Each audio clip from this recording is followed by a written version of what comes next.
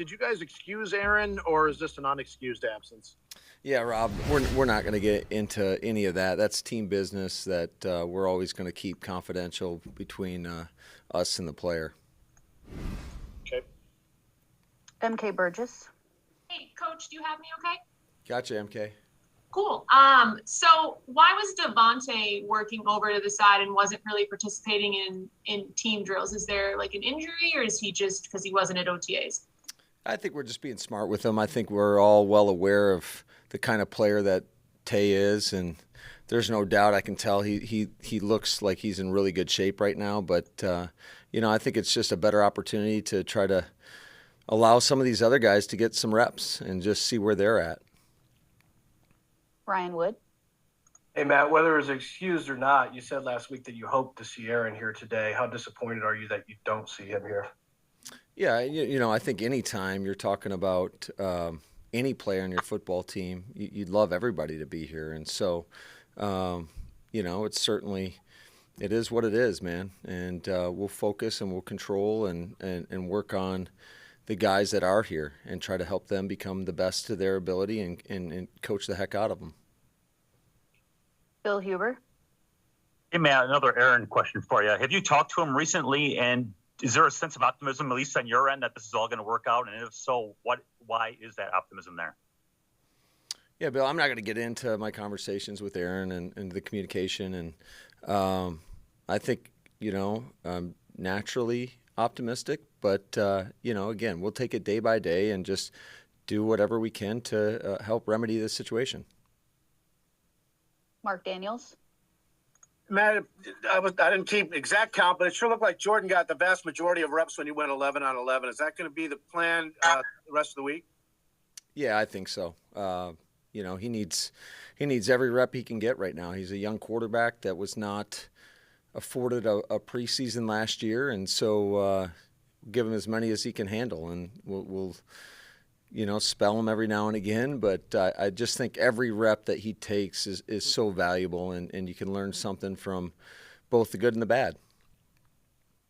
Steve McGargy. I'm just wondering, in the event Aaron Rodgers does come back before the start of the season, how much, if anything, do y'all lose by him not being here for these 3 days? And how much does that answer change if maybe he's not here for the start of training camp either? Well, Steve, I think Aaron's got a ton of experience, and he's not a guy that I worry about particularly that much. He's a pro's pro. I know he knows how to take care of his body and get himself ready to play, so that is not much of a concern for us at all. Matt Schneidman. Matt, I know it's very little, but what are your first impressions of seeing Funchess on the field for the first time in like a year and a half, I think it is? Well, he sure looks the part. There's no doubt about that. You're talking about a big, strong, long, physical guy that can run and sink his hips. So I know he's got a lot to learn, but we're excited about having him on this team and letting him go compete, and we'll see what he can do. Aaron Nagler. Coach, the old adage is you get what you emphasize. What do you want to emphasize and get on both sides of the ball throughout these 3 days of minicamp? Yeah, I think it's just learning how to practice with one another. The majority of practices in the National Football League are non-padded. So our guys need to learn to, number one, be a great teammate, take care of each other, because the last thing you want to do is put anybody at risk in a practice situation. But I think just developing our practice habits, our standards, the way we finish, really in all three phases. And I was really, really pleased. I thought the energy level was great today. I thought the attitudes were great. The effort was great. We've got a great team in terms of just the people, the character, and that's so important in order to really come together and become a connected team and really be the best Green Bay Packer team we can be. Mike Clemens. Matt, when you don't have a 15-year veteran and 3-year backup, when you're going with guys who are all in their first year, talk about what you and Luke and Nathaniel are doing to make sure that these quarterbacks know what's to be expected when they hit the practice field with each snap.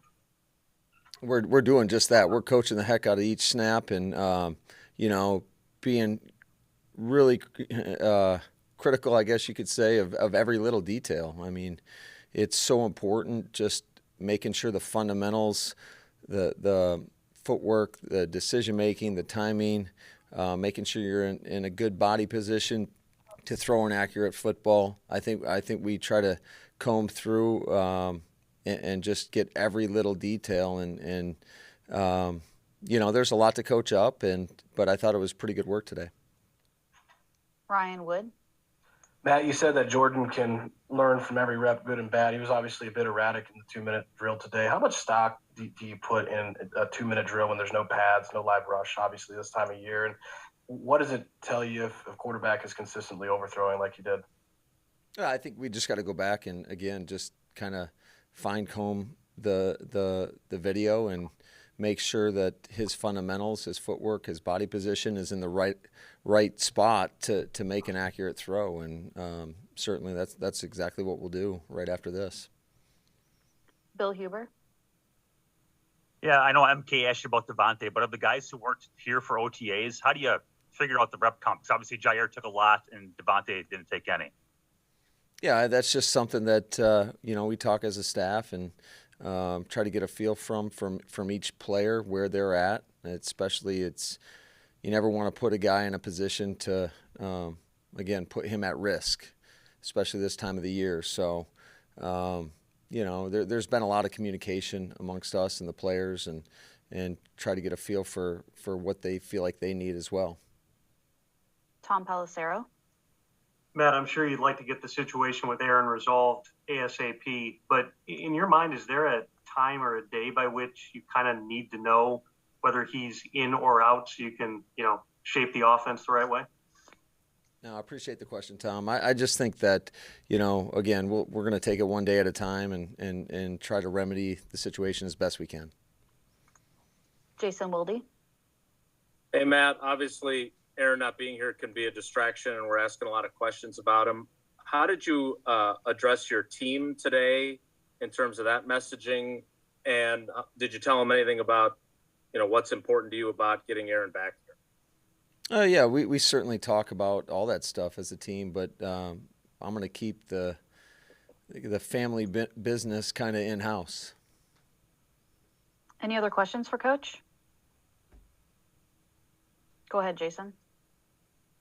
Matt, what's the process with Blake? We're asking a lot about Jordan, but despite his experience and even having had a little bit of a glimpse of this offense in LA, what is that process like, and where do you think he's at right now?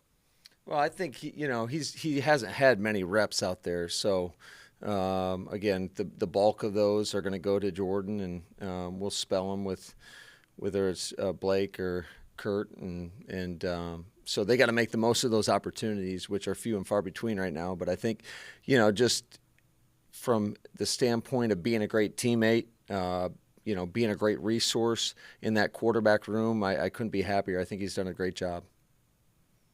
Mike Spofford. Hey, Matt, following up on Matt's question about Devin, just wondering where you think he is in terms of knowing this offense, because we've heard he's done some virtual stuff and whatnot. Just where do you think he is in that process? That's kind of tough to say right now, Mike. He's, we've had one practice, and so I think we'll get a better feel for that as we progress through this week, and then really won't have a great indication until we get into training camp.